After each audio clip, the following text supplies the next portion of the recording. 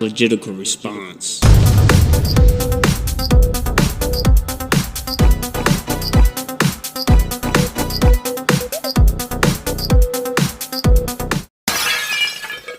The insurrection, a brutal assault on our democracy, danger to our democracy, a dagger at the throat of our democracy.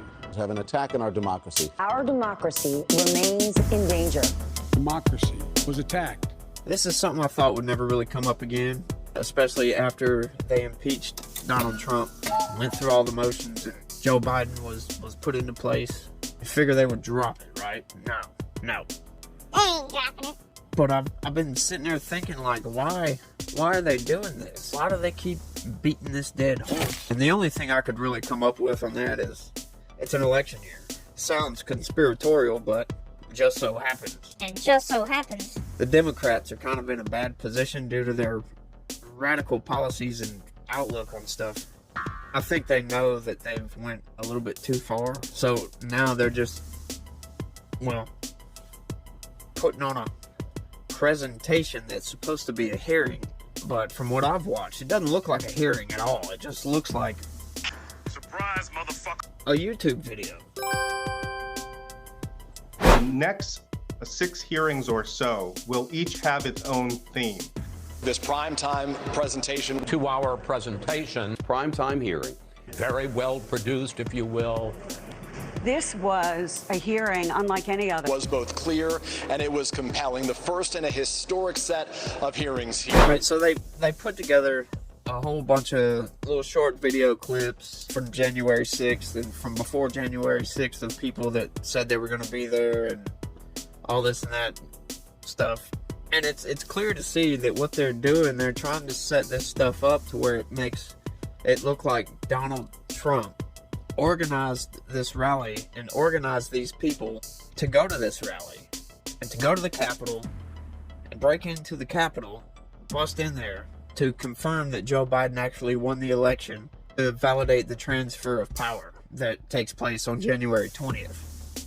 That's what they're trying to make it look like. But there's a big logic flaw in there, and we'll get to that here in a second. Saved the rule of law. Our democracy held. The people endured. We, the people, prevailed. For the first time in our history, a president not just lost an election, he tried to prevent the peaceful transfer of power as a violent mob breached the Capitol. This wasn't a group of tourists. This was an armed insurrection.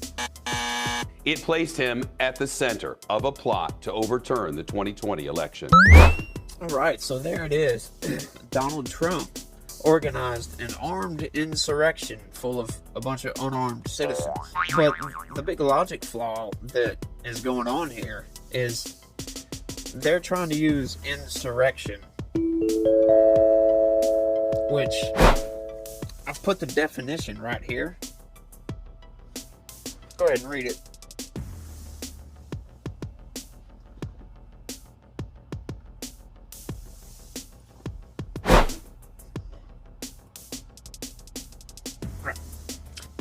Another issue with using insurrection is that they're trying to place another leader in charge of the government. Well, that's not what they were doing.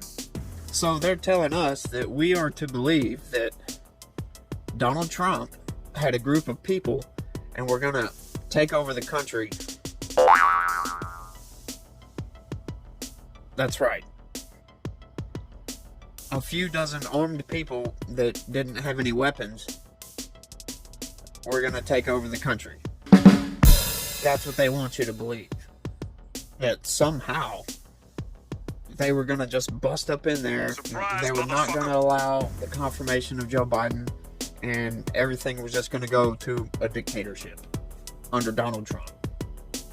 Democracy almost died. You have to be one of the biggest on the planet to believe that. You're going to tell me that a businessman as smart as Donald Trump actually thought that a few dozen idiots, and a couple of them had a baseball bat and a knife, were going to take over the country? Don't got no swag, I be talking all night. I started from the bottom down here, motherfucker. Yeah,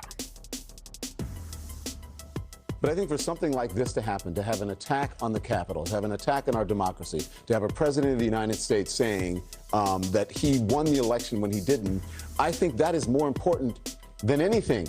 If you don't have a functioning democracy, then it doesn't matter if you have a penny gas prices. You don't have a functioning democracy. And people are going to think, well, what does this matter for gas prices or whatever?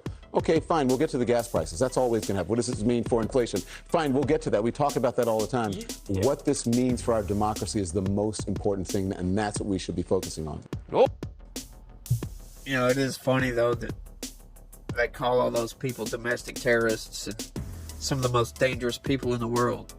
Completely ignore someone tried to kill one of the Supreme Court justices. But this is more important. This is way more important. I just don't understand why they put so much time and effort into something that happened and is not a threat anymore. And trying to make us think that that's important. Well, I could care less about that. That happened over a year ago. Almost 2 years ago. Get over it. Now, personally, I don't condone none of this crap. I don't condone these hearings. They're really not hearings because there's no cross-examination. Nobody can ask questions of these people that are coming up there to talk. It's just people talking, and they're just showing what they want you to see, and that's it. And make it look like it's an investigation, but it's not. Is it? It's not an investigation. All they're trying to do is make sure Donald Trump can't be president again, which, honestly, in my opinion, I don't think he should be. He had some really good policies. He surprised me as a president. I knew he was a good businessman, but I wasn't sure about president.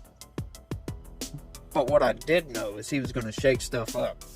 And he did do that. However, I really don't think he would actually get voted in. They've done way too much to ruin the guy's reputation, and I just don't see it happening. Although, he did do a whole lot more good than he's done bad. You can't even compare him with Joe. He was way better than Joe. Of course, Joe is on track to be the worst president ever.